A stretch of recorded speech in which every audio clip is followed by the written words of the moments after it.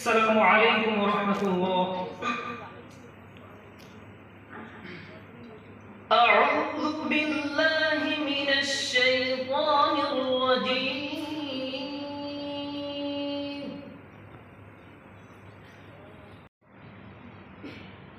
And I cannot begin to imagine my life without my parents' support. Their contribution through every step of my life cannot be broken. Let us carry forward the lessons taught to us by our teachers, our patients, and our parents.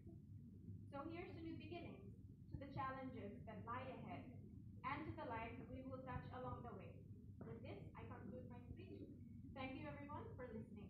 Assalamu alaikum. উন্নতির অনুভূতি নিশ্চিত করা। আমাদের এই প্রতিষ্ঠান সাধারণ শিক্ষা, এরপর গবেষণা এবং আমাদেরকে বিভিন্ন অনুষ্ঠানের সাথে সংযুক্ত থাকার নিশ্চয়তা দেয়। আমাদের এখানে যারা শিক্ষা দেন তারা অত্যন্ত আন্তরিক এবং সহযোগিতাপূর্ণ মনোভাব রাখেন।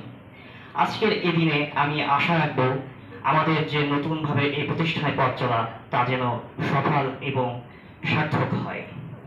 আমরা হচ্ছে ফুটন্ত পুষ্পের কুড়ি, আর আমাদের শিক্ষক মণ্ডলীগণ হচ্ছেন সুঘ্রাণে সুরভিত পুষ্প, ফুটন্ত পুষ্প।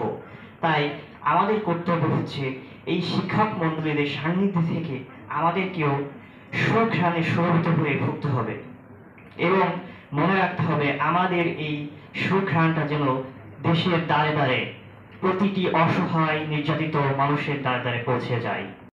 তিনি চেয়েছিলেন ছেলেকে একজন ভালো চিকিৎসক বানানোর জন্য যতটুকু কষ্ট আর ত্যাগ স্বীকার করা প্রয়োজন তিনি তা করবেন।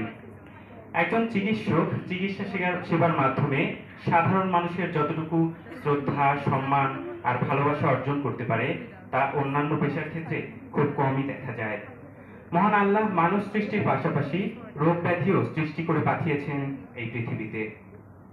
একজন মানুষ যখন রোগে আক্রান্ত হয়ে অসহায় অবস্থা হয়ে পড়ে তখন ডাক্তারকেই সে তার শেষ ভরসাস্থল মনে করে। ডাক্তারের কথায় সে আশা ফিরে পায়।